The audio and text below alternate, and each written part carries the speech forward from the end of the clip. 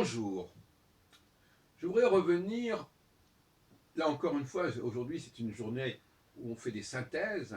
Après avoir lancé un certain nombre de lignes de recherche, on s'aperçoit qu'il y a une synthèse qui est possible. Comme ça, il y a des jours comme ça qui sont favorables à une clarification de notre esprit. Je voudrais revenir sur le cycle conjonction-disjonction qui est à la base de ma cyclologie, ce qu'on appellera désormais la sexocyclologie, et c'est pas pour rien, vous allez le voir. En fin de compte, j'ai souligné le fait qu'en effet, nous sommes, aussi bien les hommes que les femmes, nous avons une dimension d'émetteur et de récepteur. Là-dessus, je crois que tout le monde est à peu près d'accord. Et que les femmes ne sont pas plus réceptrices que les hommes, et que les hommes ne sont pas plus émetteurs que les femmes. Mais tout ça se situe dans une cyclicité. C'est-à-dire qu'il y a un temps où c'est l'homme qui est émetteur et la femme réceptrice, il y a un temps où c'est la femme qui est émettrice et l'homme qui est dans un processus de réception. Et ça rejoint un petit peu les problématiques du yin-yang qui impliquent que tout processus englobe, contient son contraire. Alors en phase conjonctionnelle, et le mot conjonctionnel, il faudrait le prendre désormais au sens quasiment littéral, en phase conjonctionnelle, il y a une relation qui s'établit fortement entre les hommes et les femmes. En tout cas, entre certains hommes, ce qu'on pourrait appeler des mâles dominants, et une population féminine assez considérable. Alors, le rôle de ces hommes, pour employer une expression un petit peu triviale, c'est d'ouvrir les femmes. De les ouvrir physiquement, si on peut dire, mais psychiquement, mais mentalement, de les ouvrir pour qu'elles reçoivent le nouveau message. Et dans le mot message, il y a le mot émission. Émission, ça peut être aussi une émission de sperme, ça peut être aussi une émission intellectuelle, culturelle, etc. Donc, il y a une rencontre entre les hommes les plus performants, ceux qui ont le plus de choses à transmettre, et les femmes qui sont les plus réceptrices. Et là aussi, donc, il y a une rencontre privilégiée entre des hommes et des femmes. Ceux qui sont moins performants parmi les hommes vont rester en retrait, et les femmes qui sont les moins ouvertes, les moins disponibles, les moins réceptrices, seront également en retrait. Donc on aura un cœur, on aura quelque chose de crucial, ce que ça implique le mot crucial, c'est-à-dire de rencontre, entre une élite masculine et une élite féminine.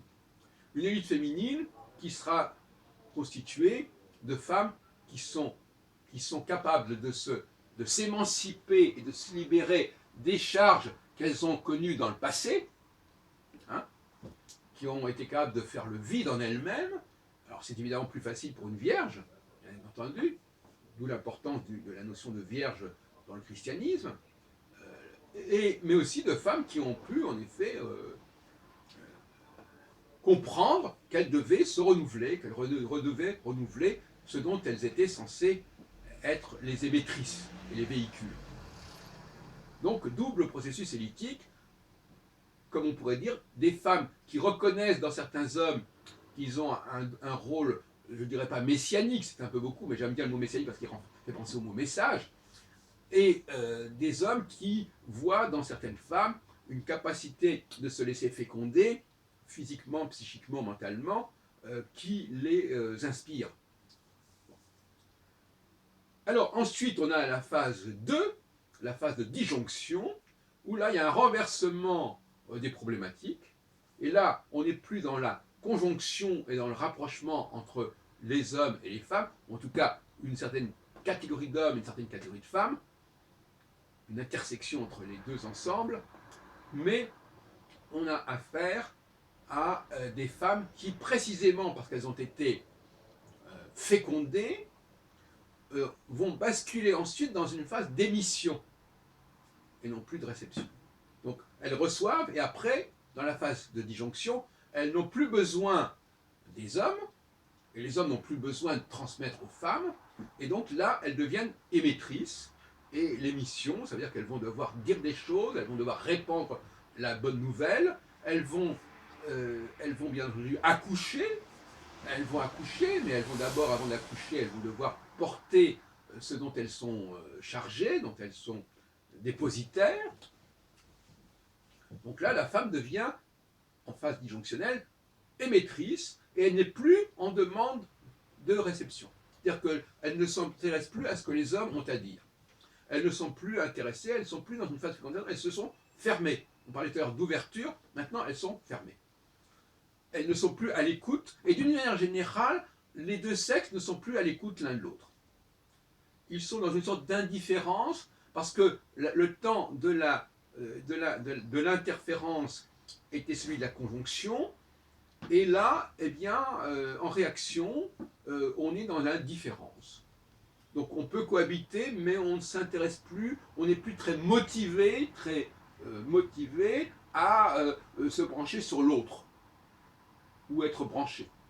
Et inversement, les hommes, eux, ils basculent dans une phase de réception, non pas par rapport aux femmes, encore que, mais en phase de réception, c'est-à-dire qu'ils se mettent à observer, ils se remettent à observer, ils se rechargent, ils réécoutent le monde, ils rescrutent le monde pour pouvoir justement, en phase conjonctionnelle, avoir des choses à dire, à transmettre. Voilà. Donc effectivement, ils reviennent à leurs chères études, comme on dit, n'est-ce pas? Donc voyez-vous à quel point la configuration des relations homme-femme peut basculer et peut se changer radicalement selon qu'on est en phase conjonctionnelle et disjonctionnelle. Les hommes en phase disjonctionnelle sont repris par leur réflexion et ils ne sont pas mûrs, ils ne sont pas prêts pour transmettre. Ils retravaillent, ils réobservent le monde, ils se rechargent. Et les femmes, elles, eh ben, elles continuent de plus belle, elles ont reçu ce qu'elles avaient à recevoir, et elles transmettent, elles communiquent, etc. Au point que, à un certain moment, dans ce fait phase disjonctionnelle, on se demande à quoi sert l'autre sexe. Les femmes, elles ont déjà tout un capital qu'elles ont accumulé, elles se sont recyclées, elles se sont réapprovisionnées, réachalandées, et par conséquent, eh bien, dans l'immédiat, l'homme n'est plus nécessaire, donc on n'écoute plus. Et inversement, les hommes, eux, ne sont pas intéressés par la transmission, ils sont surtout centrés sur eux-mêmes, ils réfléchissent, ils regardent le monde, ils l'observent, et il y a un travail, ils sont un peu dans une sorte de travail embryonnaire, il y a quelque chose qui les travaille, et ils sont pris dans ce travail intérieur, et ils ne sont plus disponibles pour communiquer, ce n'est pas encore le moment de communiquer. Voilà ce que je voulais vous dire, et effectivement, ça apporte des lumières que mes précédentes formulations n'apportaient pas autant que ça aurait été souhaitable, comme quoi finalement c'est dans cette dynamique, puisque nous sommes en période conjonctionnelle actuellement, cette dynamique de la transmission que le travail atteint sa perfection relative, bien entendu.